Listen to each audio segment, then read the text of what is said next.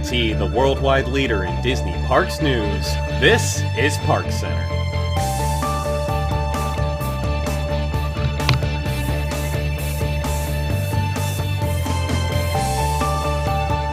Hello there, everybody. Welcome to this week's edition of ParksCenter. Joining me on tonight's show, we have Ashley. Hi. Rob. Jumbo. Matthew. Siva ko ho ho! And Tyler. I have no way to top that. Yeah, that sounds about right. All right, well let's kick things off on the note of ho ho ho. We have some falling news, I guess. It's wintertime, but the news is about the fall. Well, definitely breaking. Breaking indeed, Yeah. that's the line. So the Disneyland Christmas Fantasy Parade had some issues with Santa's float. You can kind of see here his sleigh just fell over. Those are some presents that fell off top and are just kind of sitting in his face now. Santa is fine. There was no harm to Santa. There was some minor damage to the float.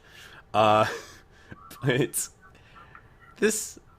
I love the caption on the no more eggnog for him. Ooh. Like I can't believe. So wait, they left. Well, I guess they didn't have any way to tow it from where it fell at without just finishing up the. Because the trying to route. move that is difficult. They want to make sure everything's tied down before they start doing that. This was the big story of the week here. This was a big mess. I mean, like to know props to that. Matthew, go ahead. Go ahead. Props to that Santa for staying in character and just, just keeping people entertained as the parade melts down around you. That is a cast compliment in the highest order. Indeed. Oh, I would Also, wholeheartedly fix the agree. damn stuff, Disney. Come on. I mean, you're touting all this new stuff, and the old stuff just keeps breaking down. Right? Who are you, I get it. Universal? I have an important question, though. Are we sure no one was leaning on the back of the sleigh or rammed an ECV into it? Oh my gosh, no. Oh, boy. No. Oh. Sleigh red is down! Sleigh red is down! I wonder, because I didn't see how this went down, but I wonder if, you got to have Santa in a parade. Did they have him just, walk next to the broken I was gonna say, thing as they move it out? according to Matthew's article, he even finished walking out the route and talked and waved to the kids and everything, which I commend him on that too, because so many people I feel like would have been, all right, I got down, I'm done, I'm out. I need to go sit down. And no, he finished out the parade just walking like nothing happened. Yeah. Not Santa. He's going to be in through thick and thin. Yeah, that is Seriously, though? Christmas magic right there. Yeah. That's why He's a good safety guy. measures are in place, like that harness. And That's did you guys- incredibly Yeah. good. Yeah. This is why we have Yeah, seatbelts, very folks. true. Yeah. Yeah. Did you, Could you did you imagine immediately? if it hadn't? No, Rob, Yeah, go if ahead. they're- I mean, yeah. I did not know they had a harness on that thing, but thank goodness they Yeah. did. Did any of you guys go directly to the place where you go, okay, first the dragon, now this? I mean, because Oh that's god, what I was yeah, Oh. like that. If you scroll down in the article, you can see our related articles, and one of them's the dragon float. Yeah. Because of course, this. Yeah, so now we're getting kind of a collection of parade mishaps. I know when I was talking to people about it and told them about it, I referred back to the dragon immediately. So, I mean, that pops into my head, and too many more, and we have a bad pattern. I think we've already got a bad pattern.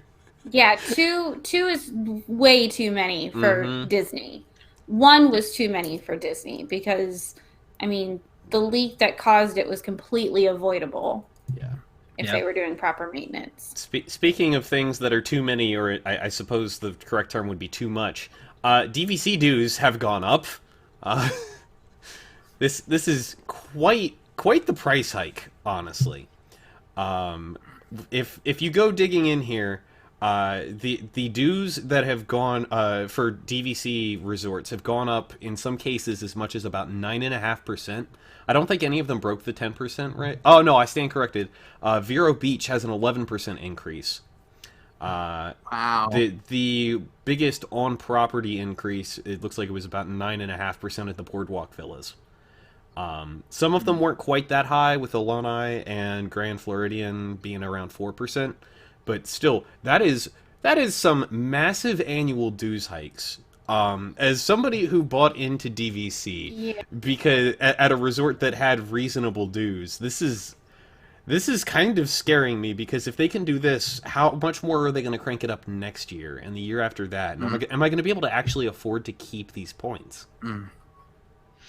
Yeah, and which is your home resort? I'm at Saratoga. Yeah. So we bought into Polynesian, and, quite honestly, when we first bought into it, I didn't really understand any of it. And so, I took a crash course, as I think most of us do when we're going to buy something or invest in something that's that big. I did a sort of crash course in it and was like, okay, those dues are manageable. I wasn't thinking this far down the road to say, okay, they could crank up my dues $100 a year. I'm honestly, with all the other price hikes on annual passes and regular passes and adding parking fees and all the other stuff, I'm not surprised anymore, but I'm really disappointed. So you're going to pay it. You're locked in at this point. It's kind of like we've drawn this line in the sand, and if you go just a bit further, you're still okay. I'm going to be continuing to pay that. I don't see me getting out of it because of it, but it certainly doesn't make me happy. I would hope they would find some way to do something extra for DVC members. And the lounge is great, but the lounge at Epcot has always been a maybe we'll do this one more year kind of a thing, not a this will always be here thing. So if they can start ponying up some more like great perks, then this might take some of the sting out of this. I don't know how you feel about that.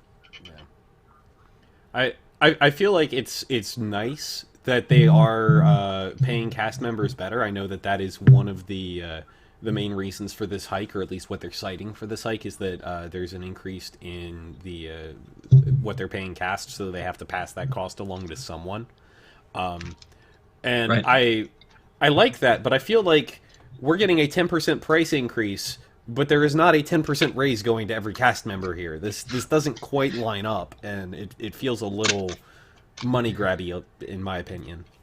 Yeah, and I think we have along the way kind of said that about a lot of things, about adding fees for parking or the annual pass increase or any of that stuff. But I still feel like in about 9 months or so, not 9 months, about 12 months from now at least, they're going to be printing money with Star Wars Galaxy's Edge. So I feel like that will pay for the cast members, and maybe all the other hikes have.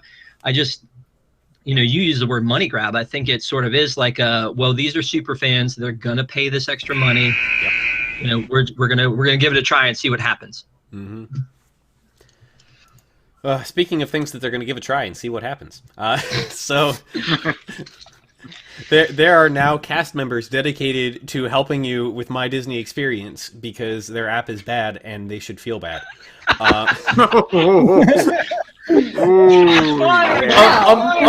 Among other roles, I'll say. The main point of these guest experience team members is going to be helping people navigating the My Disney Experience app, booking, modifying, and recovering FastPass Plus selections, because recovering FastPasses is something that needs to happen often. And deactivating and reactivating Magic Bands, because that's something that should be done through an app, but you have to involve a person for some reason. They can also recommend rides, dining, and navigating, or in other words, something that literally any other cast member could already do. This feels like they're trying to hotfix the fact that My Disney Experience doesn't work as well as they wish it did, and they just need to throw people at the problem, because apparently trying to fix the technology behind this is not feasible. Well, I gotta say, I like that they're no, Matthew, go ahead. I gotta say, I like that they're reintroducing the human element. Let's be honest, technology can only go so far. So yeah, I think the best problem solves I've had at a Disney resort did not come through technology. It came through a person. And that's what I think that, up with people. Up with people. I for one reject our robotic app overlords. I think it's a good idea. I question though, and I get the issues with the app, although I honestly have to say I haven't experienced as many issues with the app as other people seem to have. But right now I can't get it to load on my phone. Really? I can't get past the start menu. I'm gonna try pulling it up here and see if we can find it. See, let's go with you. Knock on wood. I have never had live unboxing. I've never had those. Ashley, what's up? But yeah, go ahead. But my biggest question is, I get the app side of it and having more people out there to troubleshoot app issues, FastPass issues, even reservation issues to a certain extent to try to alleviate some of that from guest relations. Yeah. But I question, having every cast member should be prepared to answer basic questions and direct certain things. So I wonder, are they starting to lose faith in the fact that they're cast members, that they're actually doing a good job of training people in traditions and that people are actually getting the help that they need? And are they kind of using this as a backup to be like, well, we don't have to worry about training and making sure that everybody knows what to do because we can just direct people to those specific guest experience people instead of having any cast member be prepared to help anybody with any question at any time. And that I can say I have experienced issues with, of cast members, me going up and asking what, when I was a cast member, would have been very basic questions and asking because something has changed and cast members don't have a clue what I'm talking about. And that is unfortunate to me. And it seems like they're failing at training people or they're not instilling enough care in their cast members. That's an angle to this I didn't even think about the first time. That's kind of a sad thing to think about, but probably part of this. Speaking of issues with cast members, wow.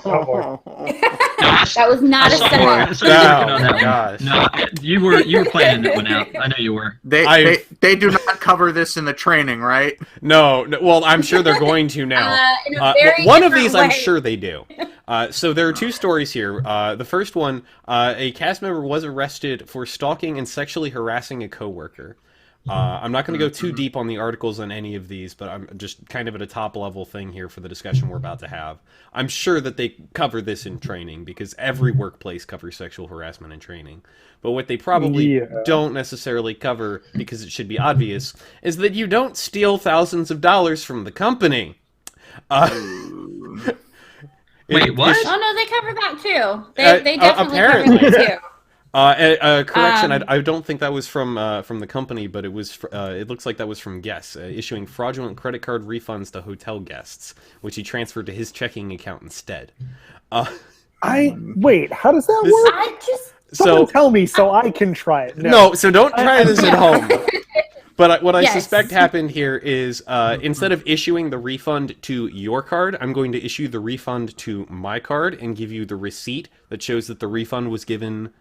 Just period, and have you believe that you got your refund when in reality I got your refund. Well, see, and I don't even think he went that. I don't even know that he went that far because you think about it. Then, if I'm somebody who had an issue refund worthy, if I got home and didn't see that credit, I would be calling somebody immediately. Like I feel like then he would have gotten caught. I think he was just going into people's accounts and issuing refunds. And then putting them on his card, and because then nobody would be the wiser. Nobody's out there looking for that credit back. I think you're right. The more I read about this, I think that that's what happened here. Is he just refunded other things, and the guests just didn't notice. I mean, I'm kind of surprised that it was able to go on that long because. Yeah. And I always throw the caveat out there. It was 10 years ago now. But when I went through training for merchandise and everything. They do have several checks and balances in there because it's been such a problem in the past of cast members skimming money and things like that, that I'm surprised it went on for several months before he was caught. He wasn't caught. Because it says that in the article that he specifically went to authorities and admitted what he was doing. Oh, did he really? He turned himself in? I missed that part. Okay. Well, that's yeah, the so difference. That's almost more. Oh, Matthew with the win right there. You know, and if you look at it, the math still works out in his favor because he took 48 grand, but he only has to pay 10 grand in bail. So, you know, so I think you do have to. If you're gonna stay out on bail, you need to like successfully skip town at that point. So, can you go anywhere for 38 grand? I don't know. Oh, you probably could actually. This is wow. Wow, you went to Disneyland. Put it towards your DVC dues. Bringing it back. Oh gosh. Or you could go fly to Tokyo, where in Tokyo, you will not be able to take a photo op that you previously could. If you can't joke about it, Tyler, I mean, you know, really, I mean, what are you're going to cry about it then, right?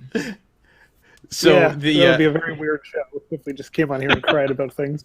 So Tokyo Disneyland earlier this week closed down a photo spot that they, I believe it's in their words, said was being misused. So you can see here how guests are using this photo spot, and honestly, it looks pretty fine. Like they're just sitting posing on some boxes and things like that. Maybe a little precariously placed, but that's the point of Two Town, isn't it? It's supposed to look goofy. But these boxes now, oh goodness, these boxes now have hedges in the way because this is how we cover up all of our problems. And it very clearly says no step. On the other side of it, it says on snack. No step on snack.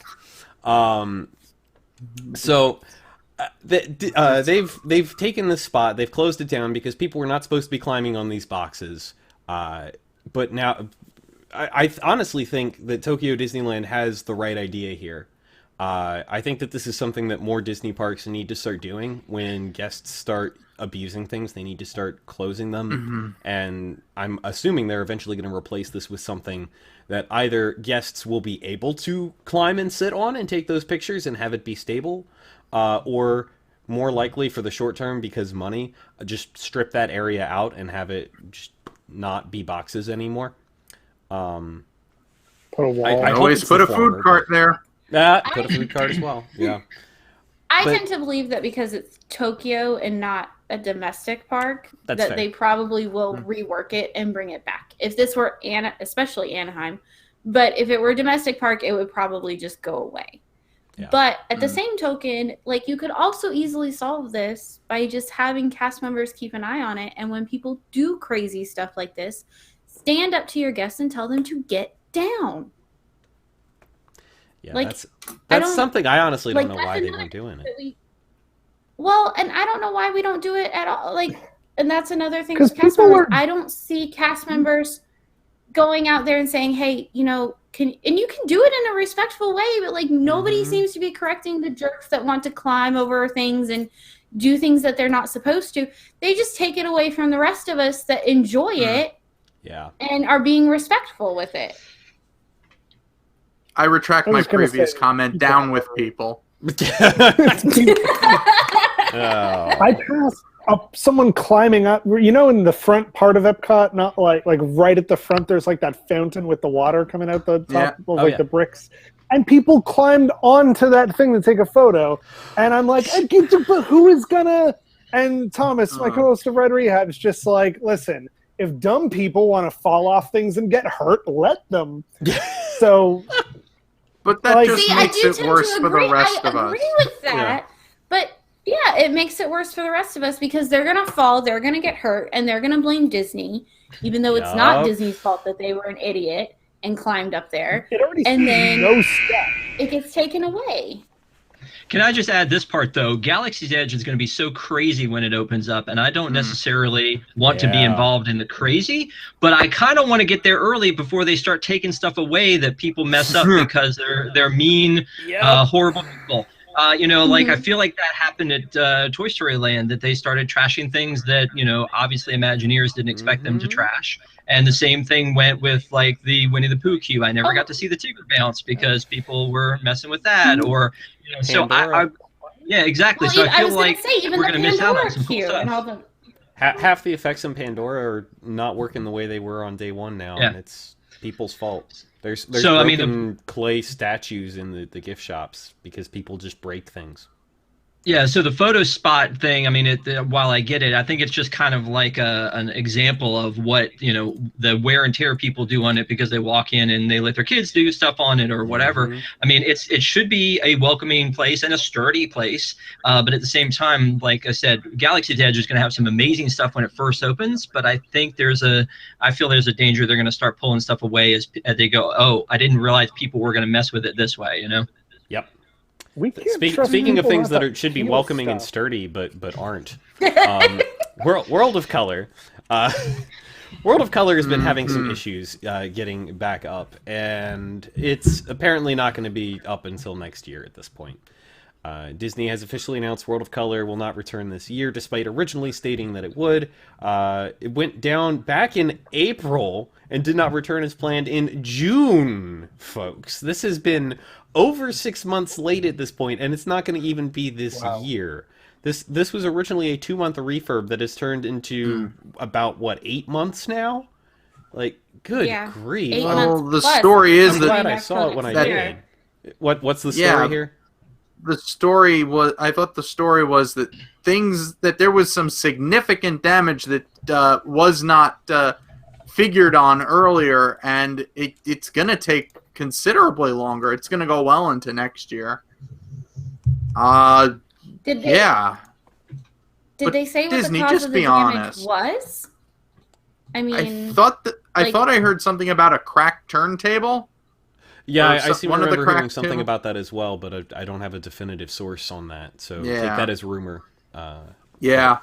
They definitely were having issues with things on there that broke. I know that much. This seems to be a recurring theme with Disney, is that they have things that are breaking when they're not expecting them to. Monorails, floats, entire shows. Like, what's gonna? I'm honestly afraid for what's gonna happen next. I assume that the maintenance on rides and things like that are to the point where you couldn't have a failure like on a roller coaster or something like that. I wouldn't challenge that. Why would you put that into the world, Ben? Why would you say that out loud? Because maybe somebody at Disney is listening and going, "Oh, we can't cut that one." No, that's not happening. All right, bring in the Mary Poppins theming. I mean, it's your nighttime spectacular. That's your big thing for that park. And I'm just wondering right now about the difference in attendance in those past 6 months, and maybe they're thinking that's warranted. I mean, they're building a kiosk right now outside of Star Wars Star Tours right now, and that's going up in a couple weeks. Mm-hmm. And this thing has been going for months and months. I'm just wondering, if it's a cracked turntable, why isn't it something that could be removed or temporarily taken out of the show itself, so the show or at least some form of it can continue? Correct me if I'm wrong, but imagine in this instance, because you have to drain that lake. Yeah, exactly. To get down to all the components, so it's not an either or situation. It's an all or nothing situation. Right. You can't simply just drain the lake at night and run the show. Once the park's closed, drain it and work on it, and then fill it back up for the show the next day. It takes forever to drain that. They had to request special permissions from the state of California to fill that up the first time. And every time that they drain it, they're draining that into a storage area so they can put the water back, if I'm not mistaken. Mm-hmm. That's the amount of water they're dealing with. I just the idea that somewhere the lagoon is just sitting there in a warehouse. Yeah, I was going to say, though, you would think they would come up with the equivalent of the Jungle Book Comes Alive, kind of a temporary something to put over it, especially with this much time without to Tyler's point, without a nighttime show.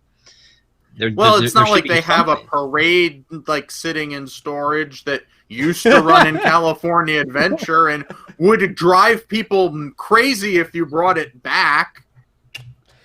Yeah, that's a very good point that I hadn't even thought of. Yeah. It's not, you can't just build a stage out over the water and just have somebody perform something there. I mean, that's possible. You have the sort of That promenade there, I mean, the promenade area, they could do something though, where they have the whole promenade where everybody stands out there. I don't know if you've been there or not, but I mean, they could do something there, a temporary thing. But, to Matthew's point, I mean, bring out the parade again, do something that would be a replacement for it that they could get people excited about and say, hey, look at this, pay no attention to what's happening over here in the water, but here's something. Because that's just a lot of time to leave this thing out of commission. I mean, honestly, if you brought the parade back, I think people wouldn't care that World of Color was delayed. I would, but I don't know. It's pretty well beloved out there. I'm a bit of a fan. Yeah, right. I love World of Color, but it's the Main Street Electrical Parade. That's fair. It's a Disney classic. It should never have been formally retired in the first place. All right. Speaking of more things that I expect people to get upset about, ImageWorks. Let's do it. Here we go. Bring the pain. No, that's Universal. We can't do that here. So there's construction in ImageWorks for the first time in almost forever. Yay! But it's just going to be meet and greets for non-Figment. I really feel like this is more destruction than construction. You're not wrong. Yeah.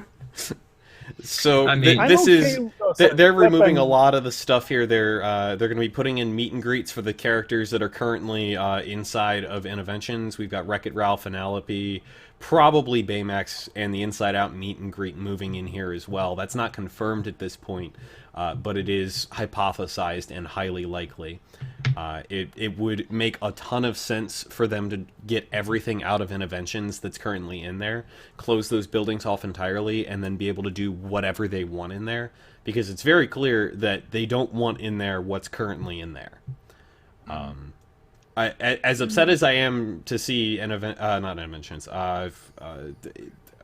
ImageWorks have this done to it, I feel like it's a good long-term thing because we're going to eventually get Interventions improved. Literally anything's better than the closed buildings. I'm still not sure on that. I think I mentioned it on the show before. If you look at that concept art they put out when they announced all the refurbishments coming to Epcot, there is no Interventions there. I'm more of the idea that they're moving it out because they're getting ready to knock it down. That's my theory. That's a good point. Here's that concept art again. I just want to say you can see the center of the park. Fine with this. Some people know me and my thing with imagination. In that I'm like, how is what? Why is no? Come on! That was a lot of vague things at once. But this feels like the start of sort of the changeover. And like, I'm a huge fan of the Figment comics. And the whole concept they have where you're going through portals to interact with these characters from different worlds, that fits the kind of theme that's in the Figment comics, in that, going to different worlds is by going through portals. And I'm like, okay, this is sort of a step towards that. And if it means getting rid of a thing where you go like this, I'm totally okay with that. Because, it's not like we lost anything of grand value.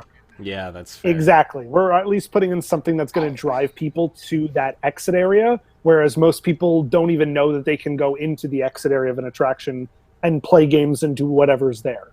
So, or buy merchandise that aren't going to exist. Yeah. So I'm okay with this. You know what, though? That's a good point, though, about driving people there. That's a very narrow passageway. I mean, if you're talking about lining people up for meet and greets, that seems like that might become a problem. Obviously, they've already thought it out, or at least I'd like to assume they have. But when you look at that area, yeah, right. I mean, maybe they split the front queue so that you go to the left to get into that. I don't know. But I used to work that attraction back when it was the real ImageWorks, and I loved what was upstairs at the ImageWorks. I loved the Rainbow Tunnel and the little improv thing they had with the Dreamfinder and the original, raise your hands and make the music go, and the tables. I mean, it was a lot of really cool stuff. And I think over the years, to Tyler's point, they've kind of stripped it down to things that you can do with an app. And so why is this even fun? And so this is an improvement. But I mean, just the idea of the ImageWorks, and again, in my head, it's the original, going away is kind of sad. That's such a solid point about sad. this all being an app now. But yeah. All right, that is going to do it for tonight's show, folks. Thank you all for joining us. If you are listening to this show, either through our podcast feeds, or we're now on iHeartRadio, I'll get into that in a moment, and you'd like to watch this show instead, we are on YouTube. Check us out at youtube.com/WDWNT for the video version of this show, along with a bunch of other video content that we put out. If you want to get notifications when we go live, which is every Wednesday night at 9 p.m. Eastern, you can subscribe on there as well, and you'll get poked about that. If you are watching this and would prefer to get this show in audio form, we do exist as a podcast. Search for ParksCenter wherever fine podcasts are sold, now including the iHeartRadio app. You can find us in there, which honestly I think that's pretty daggone cool. And you can listen to us on the go. Coming up next is our Wigs post show. If you are not one of our Wigs members, you can head on over to patreon.com/WDWNT. For as little as $2 a month, you can help support this show and all the other wonderful content that we put out. You'll get access to our post shows where we talk about anything that you folks want us to chat about. This week, I know we're going to be talking at least some about Tropical Hideaway that just opened up for soft openings. I wonder today. what happened to Rosita. Yeah, you'll find out. Among a bunch of other content that we put out exclusively for our Wix members. So go check that out. And with that, I will see you folks in the post show if you'll be there. And for the rest of you, we will see you next week. Happy holidays! Bye! Ooh! Whoa! Fancy. Whoa!